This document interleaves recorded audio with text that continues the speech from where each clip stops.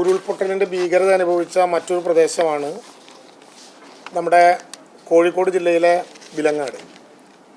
Vilangad 30/7/2024 July 30 രാവിലെ 1:15 ഉരുൾപൊട്ടലിൽ ഒരാൾ മരണപ്പെടുകയും 6 ക്യാമ്പുകളിലായി 829 പേരെയും ബന്ധുവീടുകളിലായി 132 പേരെയും മാറ്റിപ്പാർപ്പിക്കുകയും ചെയ്തിരുന്നു.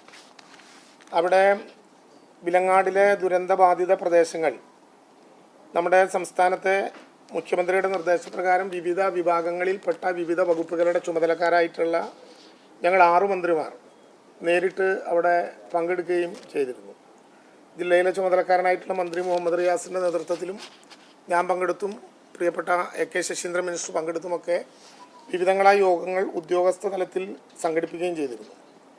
അതനുസരിച്ച് അവിടെയുണ്ടായ നാശനഷ്ടങ്ങളെ സംബന്ധിച്ച വളരെ വിശദമായ റിപ്പോർട്ട് സർക്കാരിന് ലഭിക്കുകയുണ്ടായി.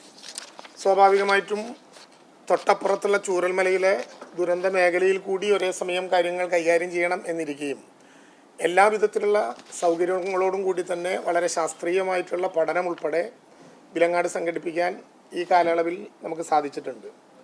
അവിടെ ക്യാമ്പുകളിലുണ്ടായിരുന്ന ആളുകളെ ഇപ്പോൾ താൽക്കാലികമായി വാടക വീടുകളിലേക്കും ബന്ധുവീടുകളിലേക്കും മാറ്റിപ്പാർപ്പിക്കുന്ന സ്ഥിതിയുണ്ടായി.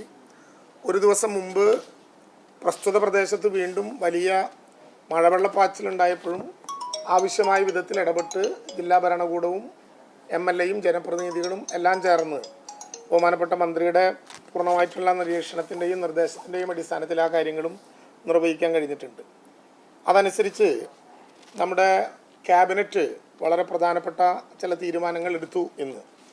അതിൽ ഒന്നാമത്തെ കാര്യം, വാണിമേൽ ഗ്രാമപഞ്ചായത്തിലെ 9, 10, 11 വാർഡുകളും നരിപ്പറ്റ ഗ്രാമപഞ്ചായത്തിലെ വാർഡ് 3 ദുരന്തബാധിത വാർഡുകളായി പ്രദേശങ്ങളായി പ്രഖ്യാപിക്കാൻ ക്യാബിനറ്റ് അവിടെ സന്ദർശനം നടത്തിയ ഡിസാസ്റ്റർ മാനേജ്മെൻറ്റ് ടീമിൻ്റെയും ഭൗമ്യശാസ്ത്ര നിരീക്ഷകരുടെയും റിപ്പോർട്ടിൻ്റെ അടിസ്ഥാനത്തിൽ തീരുമാനിക്കുകയുണ്ടായി.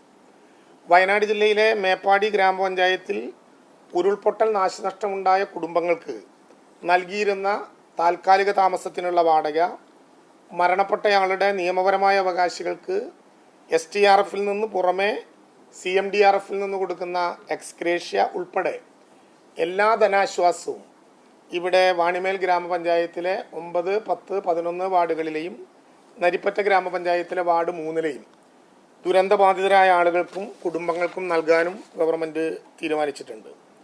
വാണിമേൽ ഗ്രാമപഞ്ചായത്തിലെ 9, 10, 11 വാർഡുകളിലും നരിപ്പറ്റ പഞ്ചായത്തിലെ വാർഡ് 3ലും, അതായത് പ്രശ്നബാധിതമാണെന്ന് ദുരന്തബാധിതമാണെന്ന് പ്രഖ്യാപിച്ച 4 വാർഡുകളിലും ജനപ്രതിനിധികൾ ആവശ്യപ്പെട്ടതനുസരിച്ച് ജില്ലാ ഭരണകൂടം നൽകിയ നിർദ്ദേശമനുസരിച്ച് അവർക്ക് ആവശ്യമായ സൗജന്യ റേഷൻ ആവശ്യമായ സമയത്തേക്ക് നൽകാൻ വേണ്ടിയിട്ടുള്ള കാര്യവും ഇവിടെ തീരുമാനിച്ചിട്ടുണ്ട്.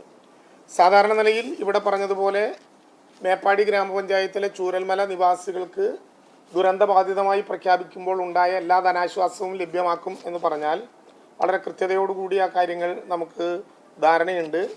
597/2022, 589/2024, 7/2024 തുടങ്ങിയ 3 ഗവൺമെൻറ് ഉത്തരവുകളിലൂടെ അവിടെയുള്ള ധനാശ്വാസങ്ങളുടെ പ്രഖ്യാപനം സർക്കാർ നേരത്തെ നടത്തിയിട്ടുണ്ട്.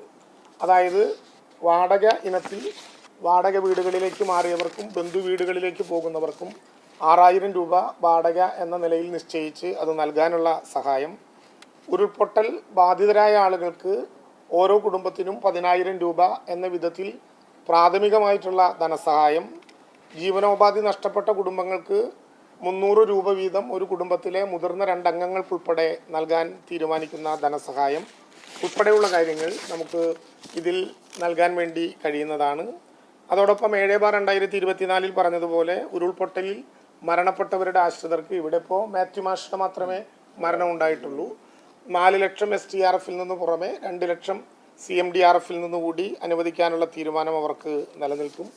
അതുപോലെ തന്നെ കൈകാലുകൾ, കണ്ണ് ഒക്കെ നഷ്ടപ്പെട്ടവർക്ക്, ഉരുൾപൊട്ട മേഖലയിൽ പെട്ട ഈ ദുരന്തത്തിൽ നഷ്ടപ്പെട്ടവർക്ക് കൊടുക്കുന്ന STRFിൻ്റെ സംഖ്യയ്ക്ക് പുറമെ അധികമായി കൊടുക്കാനുള്ള തീരുമാനം, ആശുപത്രികളിൽ കിടക്കുന്നവർക്ക് നിലവിൽ STRFിൽ നിന്ന് കൊടുക്കുന്ന സംഖ്യയ്ക്ക് പുറമെ അധികമായി കൊടുക്കാനുള്ള തീരുമാനം, ഇതെല്ലാം വിലങ്ങാടിൻ്റെ കാര്യത്തിലും അതുപോലെ തന്നെ നടപ്പിലാക്കും എന്ന് ക്യാബിനറ്റ് തീരുമാനത്തിലൂടെ സർക്കാർ നിശ്ചയിക്കുകയുണ്ടായി. ആ കാര്യങ്ങളാണ് പ്രധാനമായിട്ടും ഇപ്പോൾ നിങ്ങളോട് സൂചിപ്പിക്കാനുള്ളത്. വിലങ്ങാട് ഈ ദുരന്തബാധിതരായിട്ടുള്ള മുഴുവൻ ആളുകളെയും മേപ്പാടി ഗ്രാമപഞ്ചായത്തിലെ പ്രശ്നബാധിത സ്ഥലത്ത് നൽകിയതുപോലെയുള്ള സഹായങ്ങൾ, ഈ പറഞ്ഞ 3 കാര്യങ്ങളിലും സഹായങ്ങൾ നൽകാനുള്ള സംവിധാനത്തെക്കുറിച്ചാണ് ഇപ്പോൾ ക്യാബിനറ്റ് തീരുമാനിച്ചത്. ഈ കാര്യമാണ് നിങ്ങളെ അറിയിക്കാനുള്ളത്.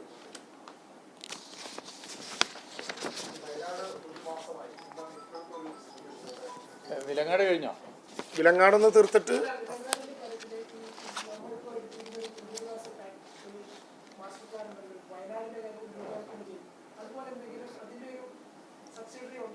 വിലങ്ങാടിൽ എടുത്ത കാര്യങ്ങൾ ഞാൻ പറഞ്ഞ 3 ഒന്ന്, ആ 3 വാർഡുകളെയും 4 വാർഡുകളെയും ദുരന്തബാധിതമായി പ്രഖ്യാപിക്കുന്നു.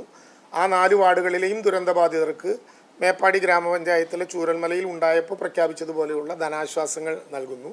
അവിടെയുള്ള 4 വാർഡുകളിലും സൗജന്യ റേഷൻ നൽകുന്നു. ബാക്കി കാര്യങ്ങളെല്ലാം പൂർണ്ണമായിട്ടുള്ള ഭൗമ്യശാസ്ത്ര പഠന വിഭാഗത്തിൻ്റെ റിപ്പോർട്ടിൻ്റെ അടിസ്ഥാനത്തിൽ നേരത്തെ ഉണ്ടായതുപോലെ തന്നെ നമുക്ക് ആലോചിക്കുകയും തീരുമാനിക്കുകയും ചെയ്യേണ്ടതാണ്. ഇപ്പോൾ ഈ 3 കാര്യങ്ങളിലാണ് അടിയന്തര സഹായം എന്ന നിലയിൽ തീരുമാനിച്ചിട്ടുള്ളത്.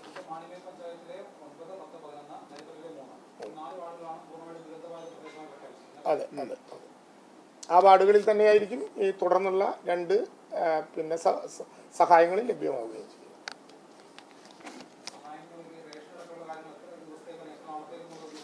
തൽക്കാലം ഇപ്പോൾ ആദ്യഘട്ടത്തിൽ അത് പ്രഖ്യാപിച്ചു. സമയം അവിടെ ജില്ലാ കളക്ടർ, ജില്ലാ ജനപ്രതിനിധികളുടെ കൂടി സഹായത്തോടെ, അല്ലെ, ചുമതലക്കാരനായിട്ടുള്ള മന്ത്രിമാരുടെ ഉൾപ്പെടെ നിർദ്ദേശപ്രകാരം നമ്മൾ നിശ്ചയിക്കും. ഇപ്പോൾ തൽക്കാലം ഈ മാസത്തേക്കുള്ള സൗജന്യ റേഷൻ കൊടുത്തു തുടങ്ങാൻ ആരംഭിച്ചിട്ടുണ്ട്. എത്ര വേണം എന്നുള്ളത് പുനരധിവാസവും അതുമായി ബന്ധപ്പെട്ട മറ്റ് സൗകര്യങ്ങളും ലഭ്യമാകുമെന്ന് അറിയാം.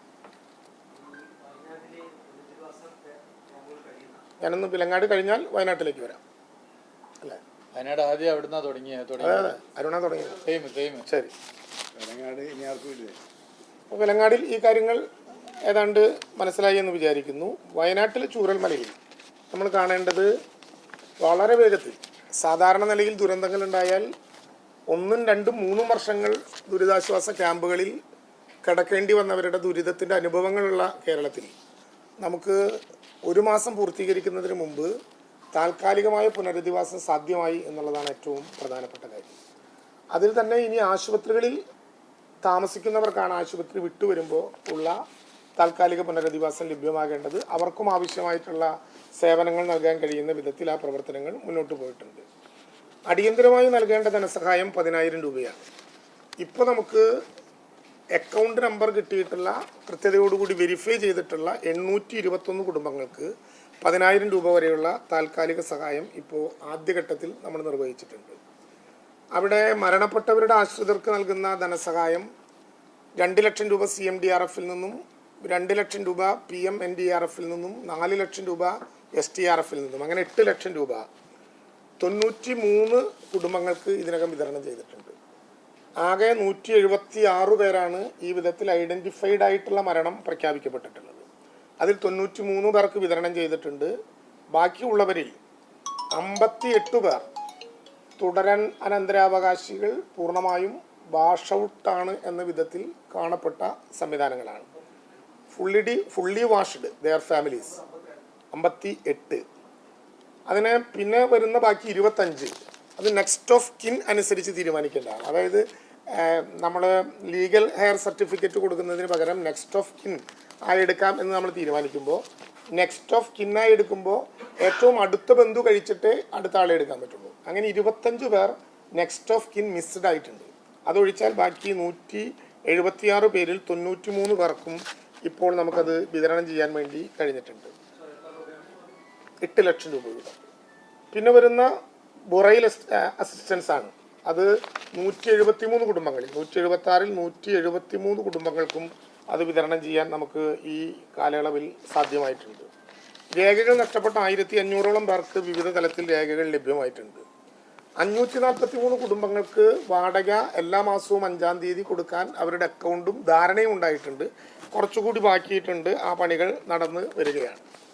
1009 കുടുംബങ്ങൾക്ക് ഉപജീവനത്തിനാവശ്യമായിട്ടുള്ള മൈക്രോ പ്ലാൻ പൂർണ്ണമായും നമ്മൾ തയ്യാറാക്കി അതിനുവേണ്ടിയുള്ള നടപടിക്രമങ്ങൾ കുടുംബശ്രീയുടെ നേതൃത്വത്തിൽ നടന്നു വരികയാണ്. 300 രൂപ വീതം ഒരു കുടുംബത്തിൽ 2 പേർക്കും, ചില കുടുംബങ്ങളിൽ ഓരോരുത്തർക്കും.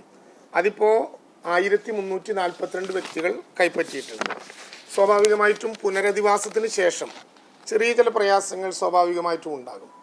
മാധ്യമങ്ങൾ ചിലത് ശ്രദ്ധയിൽപ്പെടുത്തുന്നുണ്ട്. അത് ശ്രദ്ധയിൽപ്പെട്ട ഘട്ടങ്ങളിൽ തന്നെ മറുപടി കൊടുക്കാൻ വേണ്ടി ആവശ്യമായ നടപടികൾ ചെയ്യുന്നുമുണ്ട്. അവിടെ 1000-ലേറെ പേരാണ് പല ഘട്ടങ്ങളിൽ ഈ ദുരന്തത്തിൻ്റെ ഭാഗമായോ അല്ലെങ്കിൽ മഴക്കെടുതി മൂലമോ അതുമായി ബന്ധപ്പെട്ട ഉപജീവനങ്ങളുടെ നഷ്ടങ്ങളുടെ ഭാഗമായോ ഒക്കെ ഉണ്ടായിട്ടുള്ളത്. അതിൽ നേരിട്ട് ക്യാമ്പുകളിൽ നിന്ന് വാടകയ്ക്ക് മാറ്റിയവരെ കൃത്യതയോടുകൂടി നമുക്ക് നോക്കാൻ കഴിഞ്ഞിട്ടുണ്ട്. ചിലർ ദുരന്തമുണ്ടായപ്പോൾ നേരിട്ട് പോയി ചില ബന്ധു വീടുകളിലോ സ്വയം എടുത്ത ചില വീടുകളിലോ പോയിട്ടുണ്ട്. അതിൽ ചില ആളുകൾക്ക് സഹായം കിട്ടിയില്ല എന്നൊന്നോ രണ്ടോ മൂന്നോ നാലോ എന്നൊക്കെ പറയുന്ന കേസുകൾ വരുന്നുണ്ട്. അത് അപ്പോൾ തന്നെ ബന്ധപ്പെട്ട ജില്ലാ ഭരണകൂടത്തെ അറിയിച്ചാൽ അപ്പോൾ തന്നെ ആ കാര്യങ്ങൾ പൂർണ്ണമായിട്ടും തീർക്കാം എന്ന് പറഞ്ഞിട്ടുണ്ട്. ഒരു ടോൾ ഫ്രീ നമ്പർ നമ്മൾ നിശ്ചയിച്ചിട്ടുണ്ട്. ആ ടോൾ ഫ്രീ നമ്പറിലേക്ക് വരുന്ന കേസുകളും താൽക്കാലികമായ പുനരധിവാസത്തിൻ്റെ ഭാഗമായി ഉയർന്നു വന്ന പ്രശ്നങ്ങളും കൈകാര്യം ചെയ്യാൻ ജില്ലാ കളക്ടർ എല്ലാ കാര്യങ്ങൾക്കും മേൽനോട്ടം വഹിക്കുമ്പോൾ തന്നെ അവിടെ അസിസ്റ്റന്റ് കളക്ടർ ഗൗതം IAS-നെ ആ കാര്യങ്ങളിൽ പ്രത്യേകമായ ഇടപെടൽ നടത്താൻ വേണ്ടി ചുമതലപ്പെടുത്തുകയും ചെയ്തിട്ടുണ്ട്. മറ്റ് കാര്യങ്ങളിൽ കഴിഞ്ഞ ദിവസം പുനരധിവാസത്തിൻ്റെ ഏറ്റവും ജനാധിപത്യ മാതൃക എന്ന വിധത്തിൽ ചീഫ് സെക്രട്ടറി തന്നെ നേരിട്ട് വന്ന് MLA മുതൽ അങ്ങോട്ടുള്ള ജനപ്രതിനിധികളുടെയും അതുപോലെ തന്നെ രാഷ്ട്രീയ പാർട്ടി നേതാക്കളുടെയും ദുരന്തബാധിതരുടെയും യോഗം വിളിച്ച അഭിപ്രായങ്ങൾ കേൾക്കുകയുണ്ടായി.